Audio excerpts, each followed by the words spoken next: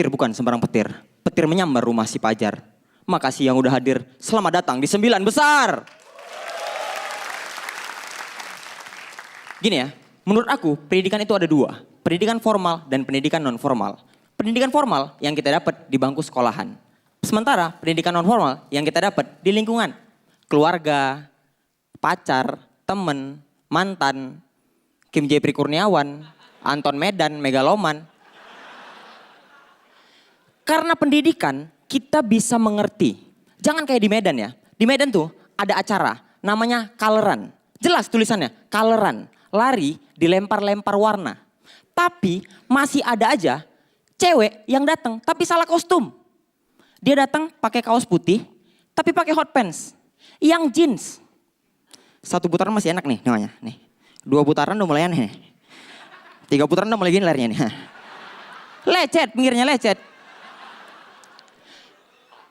Ada yang datang pakai kaos putih tapi pakai legging. Biasa legging bendera tuh. Kanan bendera Amerika, kiri bendera partai. Terus pakai wedges. Anehnya wedgesnya yang tinggi di depan. Larinya gini nih.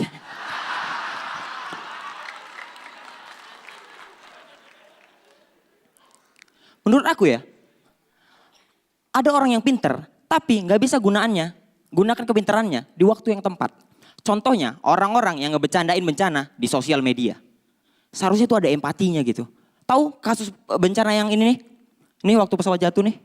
Ini aku yakin ngeditnya pinter, tapi waktunya nggak tepat.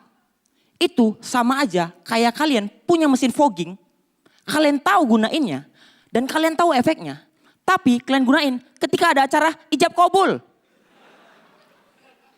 Saya terima nikahnya, misi mas.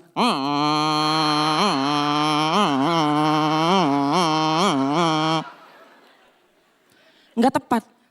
Tapi ada orang yang pendidikan formalnya nggak terlalu bagus, tapi non formalnya bagus.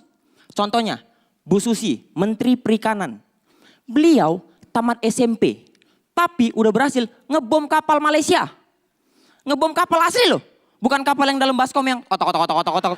Bukan. Bukan kapal yang itu. Beliau tamat SMP aja berani ngebom kapal Malaysia. Gimana kalau beliau itu kuliah S2? Mungkin kapal Malaysia mau masuk perairan Indonesia, dipelototi, meledak. Buar gitu.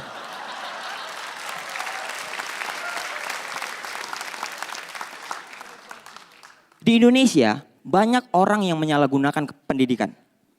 Contohnya anak-anak yang jual kerupuk kulit di lampu merah tapi pakai baju SD. Ini aku pribadi ya, kalau dihadapin sama 3 pengemis, yang satu pakai baju biasa, yang satu pakai baju SD, yang satu lagi pakai jersey MU. Ini posisinya sama-sama menyedihkan nih. Bang. Ya. Sorry Bang Maji ya. Sama-sama menyedihkan. Aku pasti lebih iba sama yang anak pakai baju SD lah. Tapi menurut aku ini pasti disuruh. Karena nggak pernah ada anak SD ekstrakurikulernya juara kerupuk. Nggak ada. Nggak ada. Pasti disuruh gitu. Dan makin kemarin aku makin yakin bahwa baju SD anak ini adalah gimmick. Karena aku pernah kuliah nih. Jumpa anak SD nih. Setelah aku tamat kuliah bertahun-tahun. Ketemu lagi. Dia masih pakai baju SD. Badannya padahal udah besar loh. Sebesar calontong lah gitu. Jadi kayak calontong pakai hot pants tapi warna merah gitu. Iya. Lagian pun ya, aku paling gak suka sama orang tua yang mengatasnamakan pendidikan untuk kebahagiaan. Masih ada aja nih orang tua yang menganggap semakin tinggi pendidikan putrinya, maka mahar untuk pernikahannya makin mahal. Kasian loh, nikah itu kan ibadah. Ngapain gitu-gituin? Kasian cowoknya yang datang ke rumah gitu misalnya. Waduh, kamu mau ngelamar anak saya. Anak saya S1 tuh. Kamu punya uang berapa? Saya punya uang 15 juta om. Waduh, pasarannya gak segitu dek.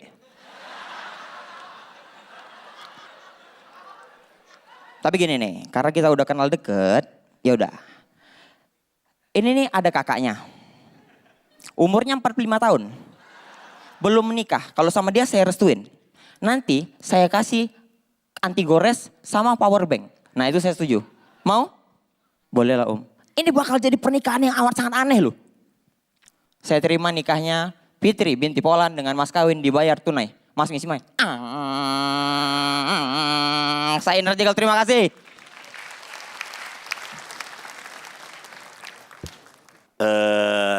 Tema pendidikannya tipis banget sih. Seperti yang gue pernah bilang sebelumnya, sebenarnya nggak salah kan. Lu menggunakan pendidikan di bridging, terus beatnya ngomongin apa gitu. Ambil contoh soal coloran itu kan sebenarnya tipis banget ya pendidikannya gitu. Sebenarnya sah-sah aja itu kecerdasan atau kecerdikan si stand up comediannya untuk pakai itu sebagai bridging. Tapi kan jatuhnya ibarat pahala gitu ya. Yang bener-bener bikin joke dari tema pendidikan, pahalanya lebih gede daripada lu gitu kasarnya. Dan gue nggak tahu ini sengaja atau enggak, tapi gue sih agak senang nonton lu pada malam hari ini karena lu nggak sesering kemarin main sketsa gitu, nggak abusif gitu. Biasanya kan sketsa terus aja sketsa terus dari awal sampai akhir. Ini beda gitu pendekatannya. Jadi gue sih senang nontonnya, ngeliat sesuatu yang baru, lu bertumbuh, penonton ngeliat lu melakukan sesuatu yang berbeda. Indra, Ya Cak.